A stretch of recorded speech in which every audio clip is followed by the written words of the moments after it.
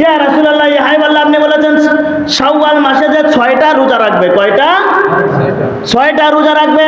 তারপর 1 বছরের রোজার কাফারা আদায় হয়ে যাবে। 6 10 কে 60টি। তাহলে 360টি হয়েছে কি হয় নাই? ইয়া রাসূলুল্লাহ, ইয়া হাবিবাল্লাহ, আপনার ঘোষণা অনুযায়ী 5টা দিন আছে যে রোজা রাখা মুসলমানদের জন্য হারাম। কি?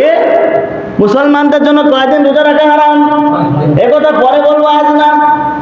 5 দিন। আপনারাই বলেন 360 দিন হয়েছে কি হয় নাই রোজা রাখার সব? তাহলে রহমাতুল্লাহ আলাইহি আমাকে যে আপনি রোজা রাখতে বলতেছেন, হারাম 5 দিন কি রোজা রাখবো? ওই সাহাবী বলতেছে হারাম 5 দিন কি রোজা রাখবো? রাখা তো যাবে না। এজন্য রহমাতুল্লাহ আমি তো রোজা রাখি নাই। আমার বিবি যে 3টা শর্ত দিয়েছিল, ইয়া রাসূলুল্লাহ, ইয়া হাবিবাল্লাহ, আমি তো আদায় করে নিয়েছি। রহমাতুল্লাহ আলামিন ওই ব্যক্তিকে বললেন, ওই যুবতী বোনকে বললেন, হ্যাঁ যুবতী বোন, তোমার জীবন ধন্য হয়ে গেছে। হাসরের ময়দানে তুমি তোমার স্বামীকে নিয়ে দাঁড়া হইবা। যখন নামাজে দাঁড়া হয়ে যাবো, আল্লাহু আকবার বলে আমি যখন নামাজে দাঁড়া হয়ে যাব, প্রথম রাকাতের মধ্যে তুমি আমার জান নিবা না। দ্বিতীয় রাকাতের মধ্যেই যখন আমি প্রথম সিজদায় যাব, তখন আমার জানটা তুমি নেবা না। তৃতীয় সিজদার মধ্যে যখন আমি সিজদার মধ্যে পড়ে যাব, সুবহানা রাব্বিয়াল আ'লা বলে আল্লাহর পবিত্রতা ঘোষণা করব, তখন তুমি আমার জান খানদান কইরা নেবা। আমি চাই আল্লাহর কাছে আমি নামাজরত অবস্থায় মৃত্যুবরণ করতে চাই। যে ইমাম সাহেব আলোচনা করতেছে আজকে, যে যা চাবে সে তাই পেয়ে যাবে। এখন ওই ব্যক্তি তো শুনছে আলোচনা, শোনার পরে আর কি ওখানে দাঁড়ায় আছে, দৌড়ায় বাড়ি চলে গেছে, গিয়ে সাবান শ্যাম্পু দিয়ে নতুন জামা গোসল করে নতুন জামা পরে মসজিদে চলে আসছে। এসে আল্লাহর দরবারে দোয়া করছে, আল্লাহ, জিন্দেগিতে নামাজ আদায় করি নাই, কিছু তোমার কাছেও চাই নাই। যদি নামাজ পড়তাম তোমার কাছে হাত উঠাইতাম। জিন্দেগিতে নামাজও পড়ি না, 2 ঈদের নামাজ পড়ি, সালাম ফিরে চলে যাই, তোমার কাছে হাত উঠাই না। আজকে মসজিদে ইমাম সাহেব আলোচনা করেছে, আজ রাত্রে যে যা চাবে তাকে তাই দেওয়া হবে। আল্লাহ, তোমার কাছে আমি কিছু চাই না, তোমার কাছে আমি 5 লক্ষ টাকা চাই। সকালে গিয়ে ইমাম সাহেবকে ধরবো। কেন ইমাম সাহেব মসজিদের মধ্যে মিথ্যা কথা বললো? চাইলাম টাকা, পাইলাম না টাকা। নিশ্চিত ইমাম সাহেব মসজিদে মুসল্লিদেরকে ধোঁকা দিচ্ছে। ভোর হয়ে গেছে, নামাজে যাই নাই, রাত তো গুসাতে ফুলতেছে। ওযু গোসল করলাম, নতুন জামা পরলাম, আল্লাহর কাছে 5 লক্ষ টাকাও চাইলাম, আল্লাহ দিল না। ইমামকে দেয় করো বলে, কি বলে তুমি টাকা চাইছো, আল্লাহ তোমাকে টাকা দেয় নাই। ইমাম সাহেব ডাক দিয়ে বলতেছে, ভাই তুমি যে দোয়া করেছিলে, দোয়া করার পর কি মসজিদে ছিলে নাকি? বলে, না, আমি তো মসজিদে ছিলাম না। ইমাম সাহেব বলতেছে, ভাই এই জন্যই তো দেখলাম একজন ব্যক্তিকে মসজিদের মধ্যে কে যেন একটা টাকার ব্যাগ নিয়ে ঘুরতেছে। টাকার ব্যাগ নিয়ে ঘুরতেছে, তোমাকে পায় নাই বেদায় চলে গেছে। সে হয়তো তোমাকেই টাকা দেওয়ার জন্য আসছিল। ফজরে কি আসছিল নাকি? বলে না, ফজরের সময় আসছিল ওই ব্যক্তি। মসজিদের মধ্যে মুসল্লিদের মুখে তাকাইয়া দেখছে, ওর মধ্যে হয়তো তোমাকে দেখে নাই। নামাজ শেষ করে ওই ব্যক্তিও টাকার ব্যাগ নিয়ে চলে গেছে। ওই ব্যক্তির আর বুঝতে বাকি নাই, সত্যই তো কথা, আমি রাত্রেও দোয়া করে আমি বাড়ি চলে গেছি, কিভাবে আমাকে টাকাটা দেবে? ফজরের সময় ওই ব্যক্তি আসছিল টাকা নিয়ে, কিন্তু আমি নামাজও আসি না, আমাকে দিতে পারে নাই। ওই ব্যক্তির বুঝতে বাকি নাই, হুজুর জিন্দেগিতে অনেক ভুল করেছি, নামাজকে ছেড়ে দিয়েছি, হুজুর রোজাকে ছেড়ে দিয়েছি, পাপিষ্ঠ বান্দার খাতার মধ্যে আমার নামটা চলে গেছে। হুজুর আমি আপনার কাছে তওবা করতে চাই, যেহেতু নামাজ পড়ি নাই, টাকাও পাই নাই, অবশ্যই যদি নামাজ আদায় করতাম আল্লাহ আমার রিজিকের দরজা খুলে দিত। আমি যদি নামাজ ঠিক মতো আদায় করতাম আল্লাহ আমাকে সঠিক পথটা দেখাইয়া দিত। আমি যদি নামাজ পড়তাম আমাকে আল্লাহ সুদ ঘুষ হারাম থেকে বিরত রাখতো। হুজুর আজকে আপনার হাতে তওবা করলাম, জিন্দেগিতে আর 1 ওয়াক্ত নামাজও আমি কাজা করব না। পারলাম না। নামাজ যদি আমি আদায় করতাম, টাকা পাইতাম, এর দ্বারা বোঝা গেল হিদায়াত কে দিয়েছে? আল্লাহ দিয়েছে। কার মাধ্যমে? ইমামের মাধ্যমে।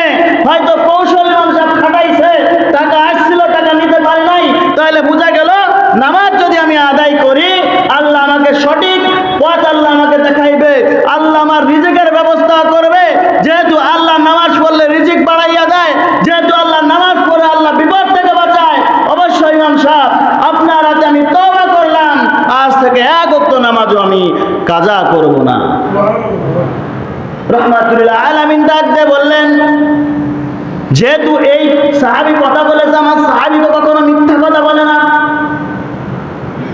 রাহমাতুল আলামিন ওই যুবতী বোনের সাথে ওই কালো ছোট্ট খাট্ট যুবকের বিবাহ শাদী দিয়ে দিলেন। বাড়ির মধ্যে চলে যাচ্ছেন, প্রতিমধ্যে মসজিদ থেকে ঘোষণা আসতেছে ইশার নামাজের আজান শুরু হয়ে গেছে। ওই বিবিকে ঘরের কাছে দিয়ে এসে, দরওয়াজার কাছে দিয়ে এসে ওই যুবক মসজিদে চলে গেছেন, নামাজ আদায় করতেছেন। নামাজ আদায় করে, সুন্নাত বেতের নামাজ আদায় করে, নফল নামাজ আদায় করে মসজিদ থেকে বাড়ি চলে এসেছে। বিবিকে বলতেছে, বিবি ঘরের মধ্যে যদি কোনো খাওয়ান থাকে আমাকে খাবার দাও, আমি খাবার খেয়ে ঘুমিয়ে যাই, আবার একটু পরে পবিত্র ফজরের নামাজের আজান হবে। বিবি বলছে, কিরে কথা তো ছিল ঈশার নামাজ পড়ে এক খতম কোরআন পড়বে, সারা রাত নামাজ আদায় করবে, এ দেখে আমার কাছে আবার খাবার চায়, আবার বলে ঘুমাইতে হবে তাড়াতাড়ি, কারণটা কি কিছু বুঝতে পারি না। বলে তোমাকে আমি বোঝাইবো, অপেক্ষা করো। খাবারের সময় হলো, ঈশার নামাজ পড়ে খাবার দিলেন, খাবার খাইলেন, ঘুমিয়ে পড়লেন। আবার মসজিদ থেকে ঘুমানোর পর সুবহ সাদিকের সময় কানে চলে আসছে, আসসালাতু খায়রুম মিনান নাওম, আসসালাতু খায়রুম মিনান নাওম। ঘুমের থেকে নামাজ বড়, কথা বলেন ঠিক কিনা? আর তুমি ঘুমাইও না, ঠিক মতো পড়িলে নামাজ জান্নাত তোমার ঠিকানা। সাথে সাথে ওই ব্যক্তি ঘুম থেকে উঠে গেছেন, মসজিদে চলে গেছেন, মসজিদে চলে গিয়ে নামাজ আদায় করে বাড়িতে আসছে। বাড়িতে আসার পর বিবিকে বলতেছে, হে বিবি কিছু নাস্তা পানি দাও, খাবার খাই আমি কাজের মধ্যে চলে যাব। কি কয়, সারাদিন রোজা রাখার কথা না, এখন খাবার খাওয়া কারণটা কি? এই কথা শুনে বিবি খাবার দিছে, স্বামী খাবার কাছে, সাথে সাথে বিবি পিছনের দরজাতে দৌড় দিয়ে মসজিদ নববী চলে গেছে রাহমাতুল্লাহ আলামিনের কাছে। ইয়া রাসূলুল্লাহ, ইয়া হাবিবাল্লাহ, গত রাত্রে আপনি আমাকে বিবাহ পড়ায়া দিলেন, যে শর্ত তিনটা দিলাম কিছুই মানে না, কি বলো? আমার সাহাবী তো মিথ্যা কথা বলেন, সাহাবী না। এই কথা যখন নালিশ দিচ্ছে বিবি রাহমাতুল্লাহ আলামিনের কাছে নালিশ দিচ্ছে, পিছনের দিকে তাকায় দেখে স্বামী হাজির। বলে না ইয়া রাসূলুল্লাহ, ইয়া হাবিবাল্লাহ, মিথ্যা কথা বলিনি, আমার বিবি যেটা বলছে ওটাও সঠিক। ঈশার নামাজ আদায় করে আমি ঘুমিয়ে পড়েছি, আবার ফজরের নামাজ আদায় করে আমি খাবার চেয়েছি, খাবার খেয়েছি, সবই সঠিক। তবে রাহমাতুল্লাহ আলামিন সংক্ষেপে বলতেছি, কথাগুলি বুঝবেন। তবে রাহমাতুল্লাহ আলামিন আমার বিবি যে বলেছে ঈশার নামাজ আদায় করে ঘুমিয়ে পড়েছি, কথা সঠিক। তবে রাহমাতুল্লাহ আলামিন আপনি যখন মসজিদে এই মদিনার মধ্যে আমুক গলির মধ্যে যখন আপনি বয়ান করেছিলেন, তখন আপনি বলেছিলেন যদি কোনো ইমানদার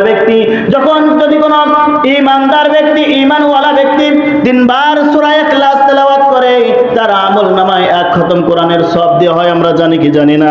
কবরের পাশে দাঁড় হই আমরা প্রথম সূরা ইখলাস তিনবার পড়ি। রাহমাতুল্লাহ বলেন, হ্যাঁ আমি বলেছিলাম। ইয়া রাসূলুল্লাহ, ইয়া হাবিবাল্লাহ, আমি নামাজ আদায় করে সূরা ইখলাস তিনবার তেলাওয়াত করে আমি বিছনার মধ্যে গিয়েছি, তার আমল নামায় খতম হয় নাই? ইয়া রাসূলুল্লাহ, ইয়া হাবিবাল্লাহ, দ্বিতীয় কথা হলো আপনি আমার শর্ত ছিল তাহাজ্জুদের নামাজ আদায় করা, নফল নামাজ আদায় করা।